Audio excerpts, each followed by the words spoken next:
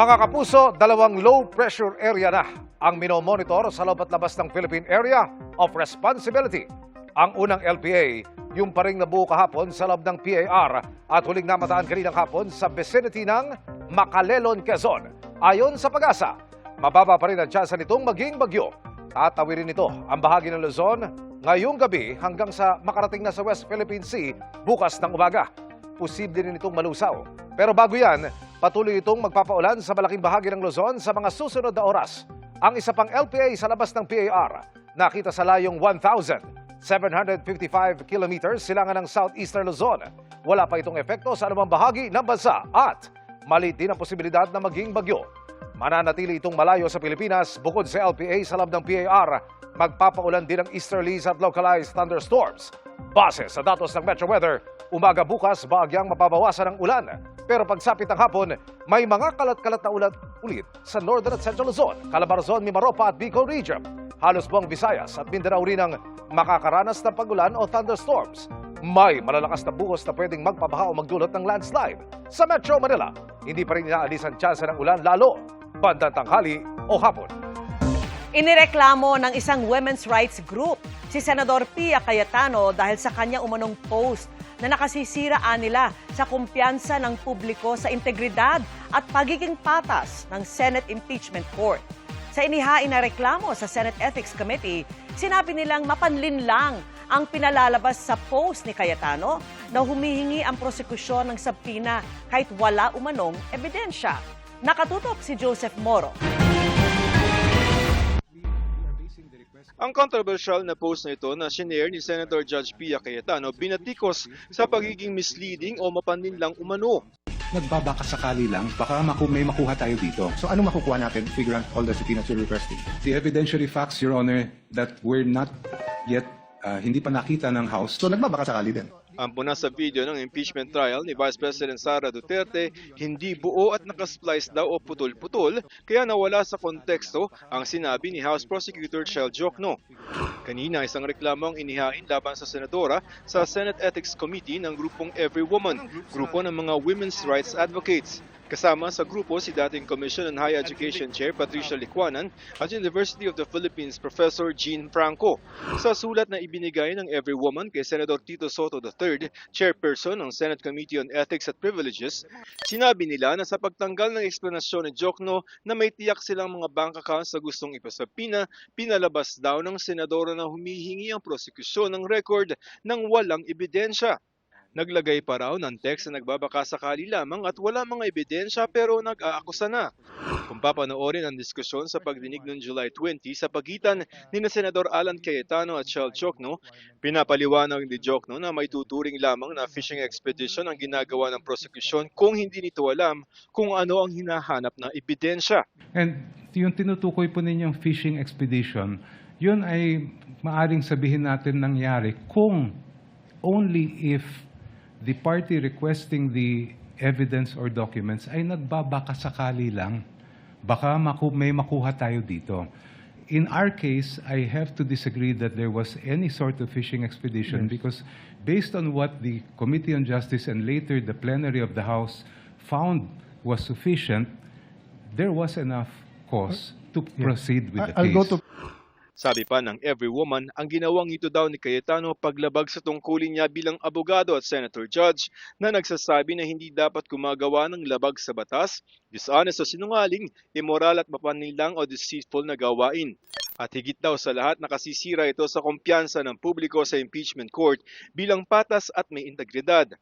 We encourage and we demand that there should be an investigation and if needed, there should be a sanction towards her action. Hinihingan pa namin ng reaksyon tungkol dito si Senador Cayetano pero bago ang paghahain ng complaint laban sa senadora, nagkaroon kami ng pagkakataong matanong siya tungkol sa issue. Would you like to comment sa issue niyo kay Jokno? Why? Ma'am, walang comment sa Jokno? I mean, ma'am, sinasabi nila it's not being fair? Ayon naman kay Ethics Committee Chair Tito Soto, tatalakayin ito ng kanyang komite sa August 6. Hiwalay daw dito ang impeachment court. Anything that has to do with the Senate, we will, as much as possible, will not allow it to be transgressing into the work of the impeachment. Even if these are actions stemming from... Oh, yeah, but if there are actions coming from a senator, it should be taken up in the Senate. As a senator yung judgment natin. Ayon sa Senate Impeachment Court, kung walang magbibigay ng manifestasyon tungkol dito sa korte, ay walang pwedeng maging aksyon ang korte. Yan yung sinasabi ni PO na passive court. Kung Yes. wala magre-raise, wala tayong Tama ka dyan. Joseph Morong, Nakatutok 24 Oras. May agam-agam si Meralco Chairman at Chief Executive Officer Manny Pangilinan kaugnay sa kagustuhan ng Pangulo na alisin ang system loss sa bill ng kuryente. Tanong ni Pangilinan, sino ang magbabayad para sa system loss? Gayong bilyong-bilyong piso ang mawawala. Anya, masyadong malaki ang halaga para sagutin ito ng electric power industry. Ang system loss ang nawawalang kuryente habang dumadaloy sa mga kable mula sa mga planta o kaya'y nanakaw tulad halimbawa ng illegal connection. Kabilang ito sa sinisingil sa consumer. Ayon sa Department of Energy o DOE, posibleng mabawasan ng 5% ang bayarin sa kuryente kung tatanggalin ang system loss. Pinag-aaralan pa raw kung tuluyang aalisin sa electric bill ang system loss o ibababa sa posibleng pinakamababang halaga. Dagdagan natin ang mga manggagawang malilibre sa buwis sa kanilang kita. Pinalakpakan ang hiling na yan ng Pangulo sa Kongreso. Sa ngayon kasi exempted lang na magbayad ng income tax ay yung kumikita ng 250,000 pesos kada taon o hindi lalagpas sa halos 21,000 ang buwan ng sahod. Isasama na natin ang mga kumikita ng hindi lalagpas sa 350,000 pesos kada taon.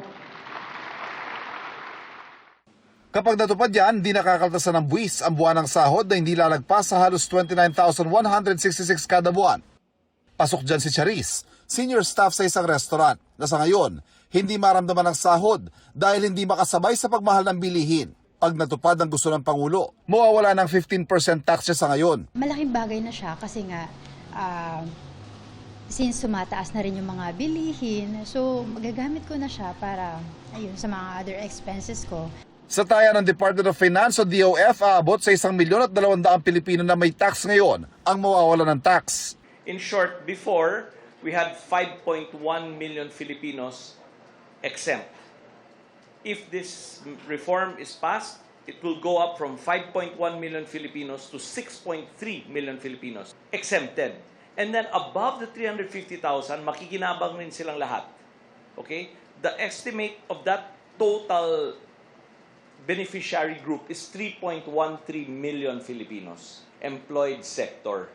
Para kay House Committee on Ways and Means Chairperson Miro Kimbo, pwedeng tignan ito na wage hike o taas sahod para sa middle class na hindi nabibigatan ng mga employer. Lumalaki ang kanilang net take-home pay pero hindi natin ito ipinapataw o inililipat ang burden sa mga employers. Kasi kadalasan, yun ang mangyayari. Mawawalan din ang gobyerno ng 60 billion pesos sa tax collection. Gayunman, ayon sa tax expert na Simon Abrea, ang dagdag take-home pay ay dagdag panggaso sa mag-aambag sa kita ng mga negosyo o ekonomiya. Dagdag VAT yan at dagdag buwis din sa mga negosyo. Kaya lalaki pa rin ang koleksyon ng gobyerno. Bakit tayo humingi ng dagdag na take-home pay? Kasi nga hindi kayang ibigay ng gobyerno lahat ng pangangailangan ng mga manggagawang Pilipino. Pag nagkasakit tayo ang sasagot. Pag may anak kang papaaralin, hindi mo naman din dinadala sa public school. Bukod sa mga manggagawa, sinusulong din ng Pangulo na i-exempt naman sa 2% na minimum corporate income tax ang mga maliliit na negosyo o micro, small and medium enterprises o MSME. Para gumaan naman ang tumaas silang gasto sa operasyon, kabilang ang tumaas sa minimum wage. Malaking ginhawa po to sa lahat ng mga negosyanteng maliliit, no? Sa lahat ng micro and small enterprises. No? So ito talaga yung makakatulong sa ating mga kababayan na nag-uumpisa lang. May 8 nang nakabinbing panukala sa Senado at 7 sa Kamara na nakasasakop sa mga nasabing tax reform. Dagdag pa ang tax-free income bill na ngayong araw inihain ni House Speaker Faustino D. at Majority Leader Sandro Marcos. Laman ng mga panukala, ibang dadagdagan ng buwis kapalit ang mababawasang income tax collection. Ang una ay pagdating sa vape. Ang heated tobacco, ito yung smoke-free o hindi ito traditional smoking. Kailangan din po natin i-adjust ito. And then yung sa sugar-sweetened naman po, meron din tayo on plastics. Dagdag mungkahi ni Mona Brea para mapunan, habulin ang mga hindi nakokolektang buwis at sinsinin ang ginagastusan nito para hindi mapunta sa katiwalian tulad ng flood control scam. So hindi dapat indahin ng gobyerno yung 50 billion versus sa trillion-trillion budget ng gobyerno na hindi naman nila magamit ng tama at hindi naman mapakinabangan ng mga middle class. I-audit at imbestigahan lahat unexplained wealth. Ngayong Agosto, target tapusin ng Kamara ang pagtalakay sa mga panukalang batas para sa pagtaas ng tax exemption. Oktubre naman ang para sa tax amnesty. Ivan Mayrina, nakatutok, 24 oras. Arestado ang isang bugaw umano na ang mga parokyano ay mga politiko. Kinausap din umano ito ng isang kongresista para i-set up ang isang opisyal ng administrasyon. At nakatutok si John Consulta. Pasado alas 9 kagabi nang makuhanan sa surveillance ng NBI-NCR sa isang 5-star hotel sa Manila ang pagdating ng 5 babaeng kinakasangkapan daw sa high-end human trafficking. Sa loob ng hotel room, walang kamalay-malay ang 5 babae at umano'y bugaw na undercover agents ng NBI-NCR ang kanilang kaharap. Nang maiabot na ang mark money na 500,000 pesos, nagpakilala na ang mga ahente.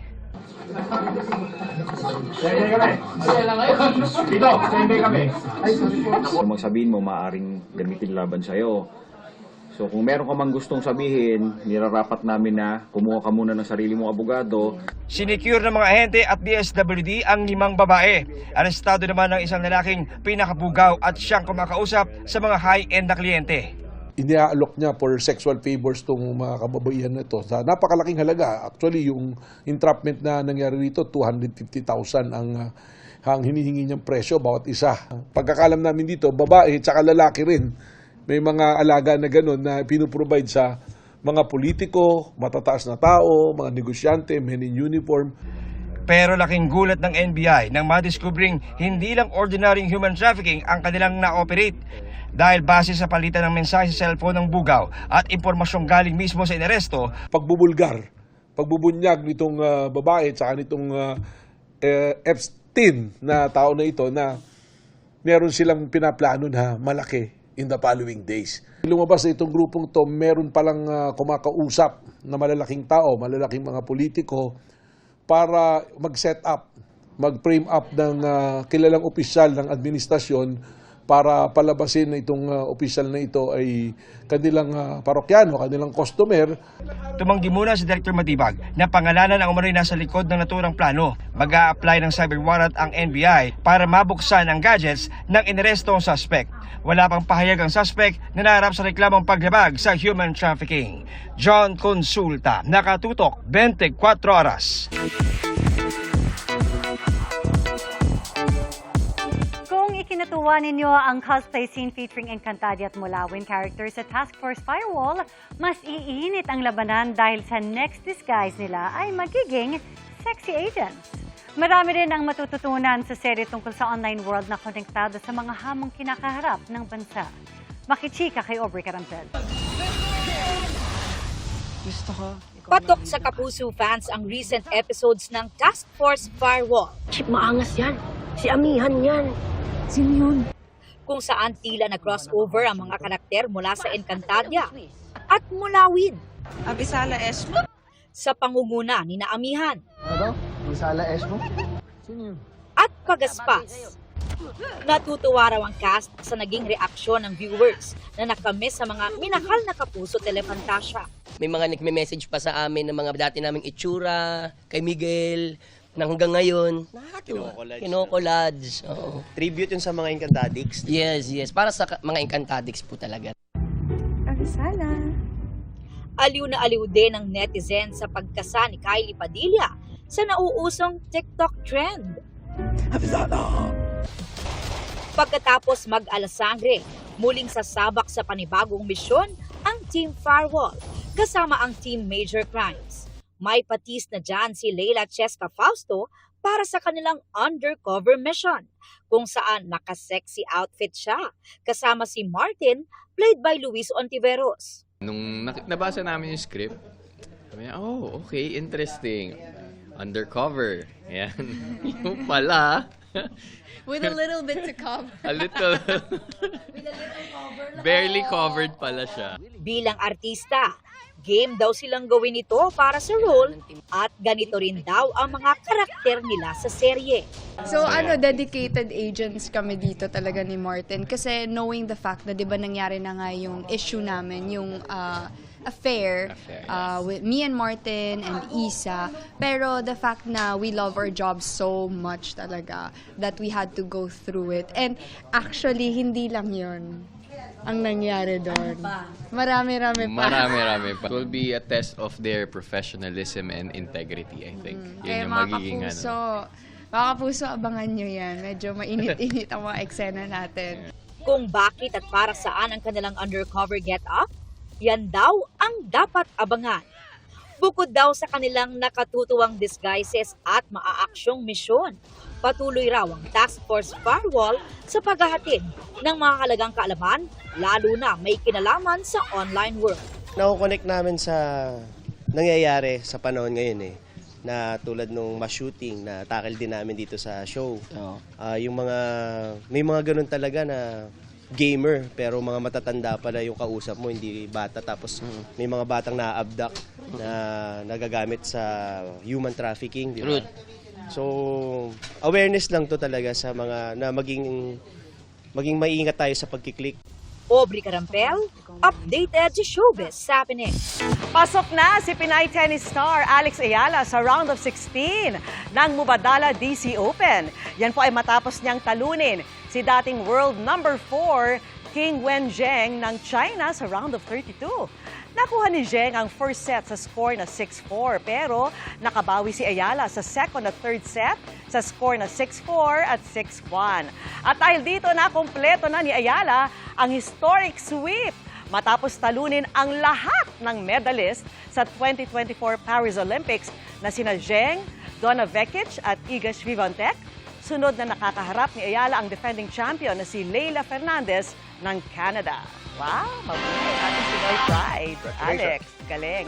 At yan po ang mga balita ngayong Miyerkules. Ako po si Vicky Morales. Ako po si Emil Sumangil. Ito po ang GMA News. Walang kinikilingan, walang pinoprotektahan. Noon at ngayon, serbisyong totoo. At dahil hindi natutulog ang balita, nakatuto kami 24 oras.